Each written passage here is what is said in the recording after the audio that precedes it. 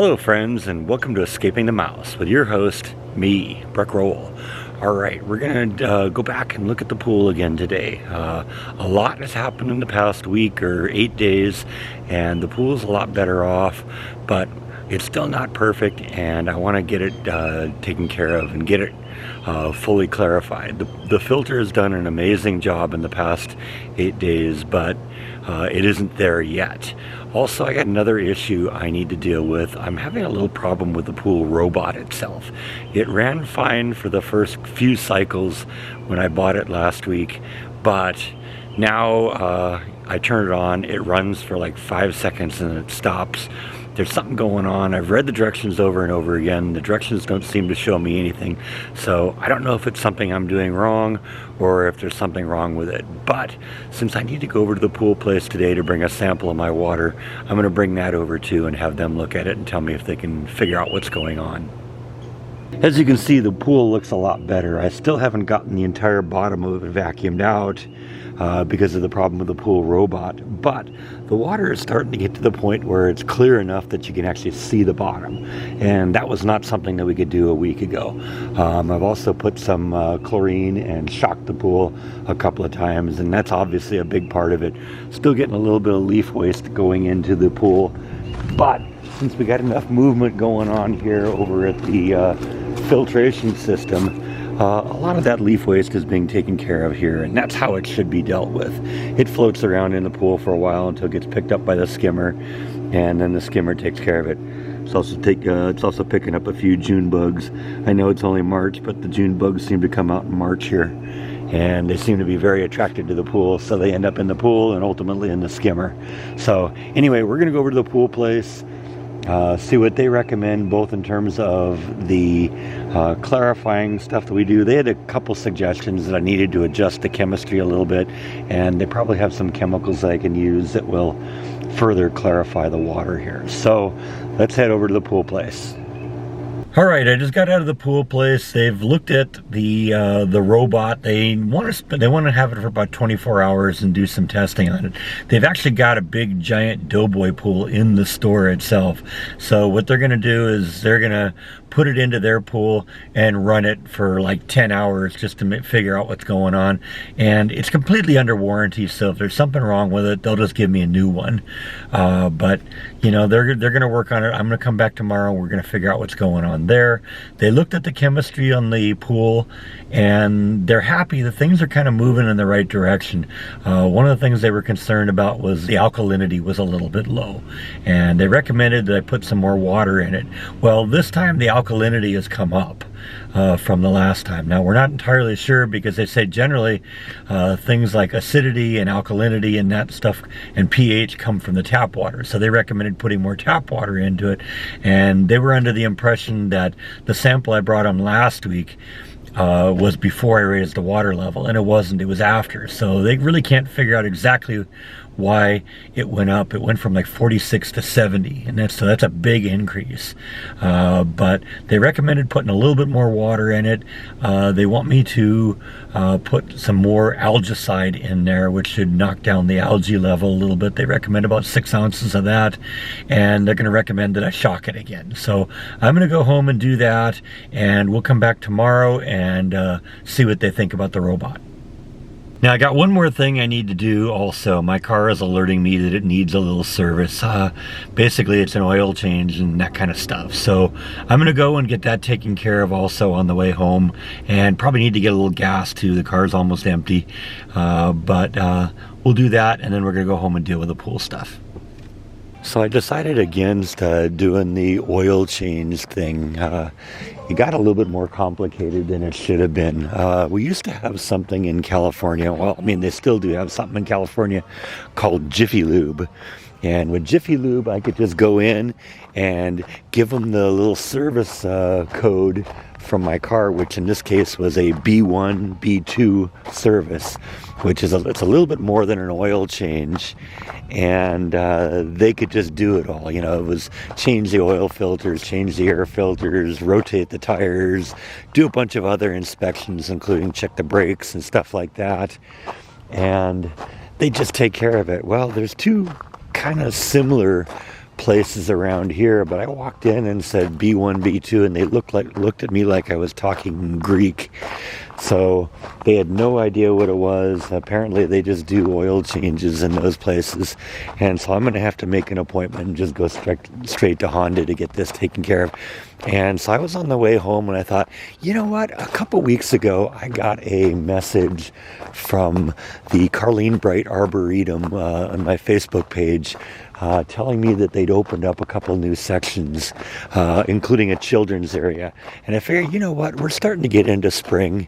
It's a good day to go walk around the Arboretum. So that's where we are now. And I'm going to kind of see, you know, what's going on. They should have some new plants out, and things should be beginning to pop a little bit, because we're starting to get into spring. I know it doesn't look like it today. It's cloudy and overcast and probably about 50 degrees out, but you know, it's still kind of a nice day to be out. So I'm going to wander around here. We're going to go check out the new children's area, and we'll see what's going on here. Might recall last time I was here, I actually talked to one of the people who run this place, and basically what happened is they closed the whole place down for like a year and a half because they ran a big sewer line that basically went right through the middle of the park and then out into that area there.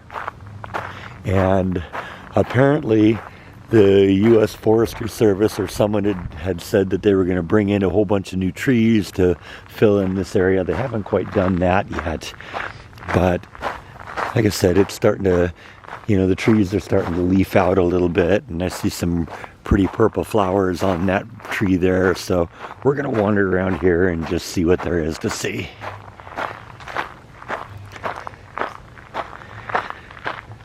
It's definitely a lot prettier back here now than it was when I was here a couple months ago.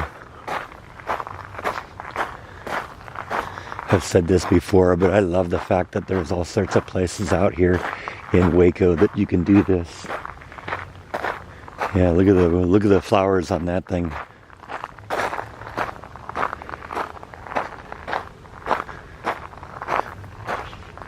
I think it's funny that some of these trees flower before the leaves start coming.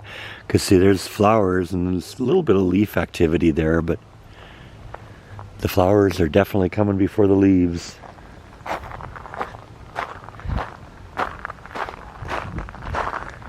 I guess they really took advantage of the fact that, you know, when they shut this place down to run the sewer line, I guess they really took advantage of it and made the decision that we're going to do some major upgrades here too. So,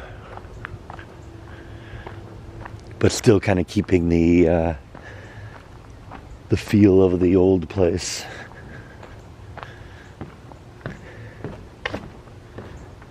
Because see, that's kind of what's nice about this place, is that it's, you know, you can get back here and just kind of get out in the middle of nowhere.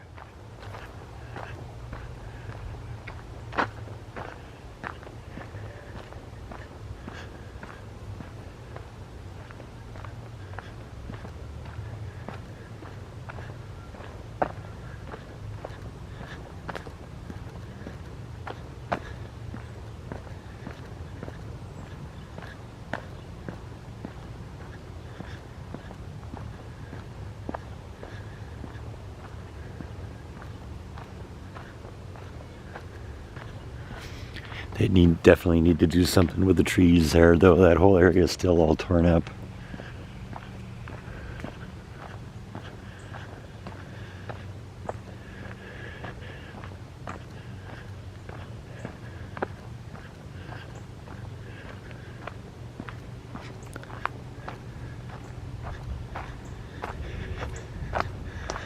I don't usually go this way because this is kind of going into the area where they did all the changes, but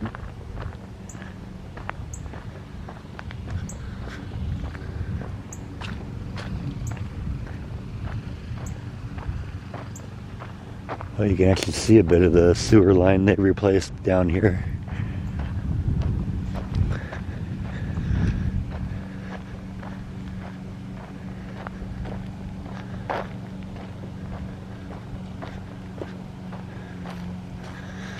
There's a little bit of a gully here. I guess there's kind of some natural areas where the river has kind of eroded away here. But yeah, I guess that's the sewer line they've replaced.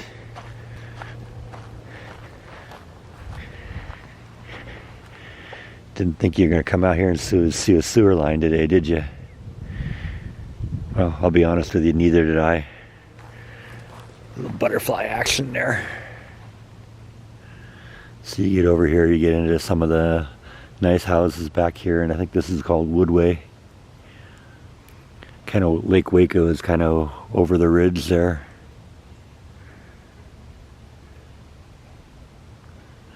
In fact, I think if you go down that trail that I was on a little bit ago, that kind of dead ends on this little river here. It looks like it's all dried up, but let's go back in there and find our way back to the river the normal way here. Nice little gazebo back here. This is actually where I went and shot my little segment for my father's memorial service. I shot it right there where this is my background. Thought that was kind of an appropriate place to go. There's a little bit of water down there.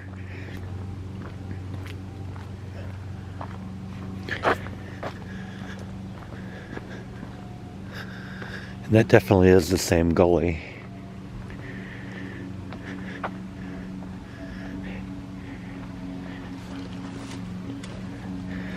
It's a little steep down here, so I'm going to take this nice and slow.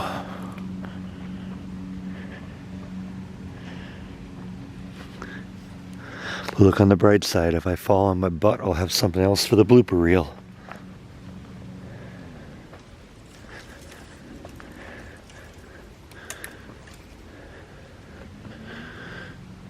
Yeah, I don't think I'm going to go that much further down here because it is really steep. But there is a little bit of water back here. I kind of got piped in music going on back here too. That's something they didn't used to have.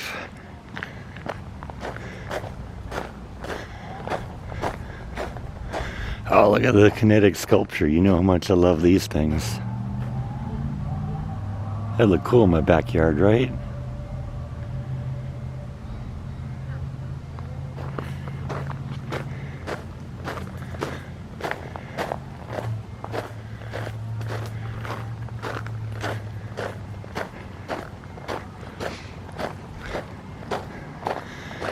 Cactus gardens back here.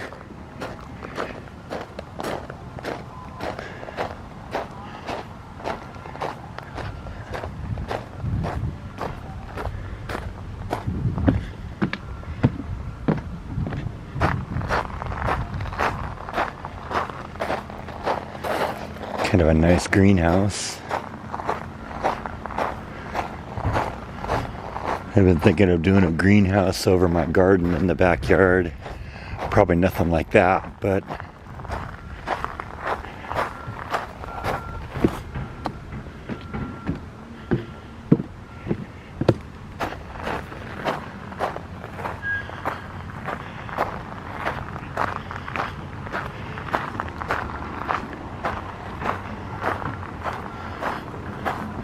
bird blind. Don't see a lot of birds back here though. But then again, the feeders aren't full, so. One of the things I noticed when I was approaching this place is they aren't really letting cars back here anymore. They've got a dedicated parking place kind of on the other side of that building there. And they're really kind of discouraging other vehicles. Now they got a couple of handicap spots here. But the main entrance is even kind of blocked off. But anyway, here's the little kids section that they recently added. I want to go up there and take a look at that. Yeah, I thought from a distance it sounded like there was something wrong with their CD player. It sounds like it's detracking a little bit. Yeah, somebody should fix that. So yeah, this is the new children's area. I heard that they had like a giant chess and checker boards, and so yeah. Oh yeah, they aren't that heavy. They're made out of plastic. You can play a big game of chess back here, or a big game of checkers if you want. And a little soccer field here if you want to do that. A couple of nets. Some tic-tac-toe action going on over here. And it looks like at some point they're going to have a what they're calling a splash pad. It's probably not a good time to do that anyway right now. It's a little too cold for that, but maybe this summer. Looks like they get a good start on it. I guess that's what it's supposed to look like. So we'll definitely have to check this out at some point. Anyway, though, I think that's all I have. I'm going to go home and put some more shock chemical into the pool and put some algicide in there, and I think we'll wrap this video up for today. Alright, I'm back home again. I've shocked the pool. I've put some more algicide in there, and one of the other things they recommended was maybe raising the water level a little bit.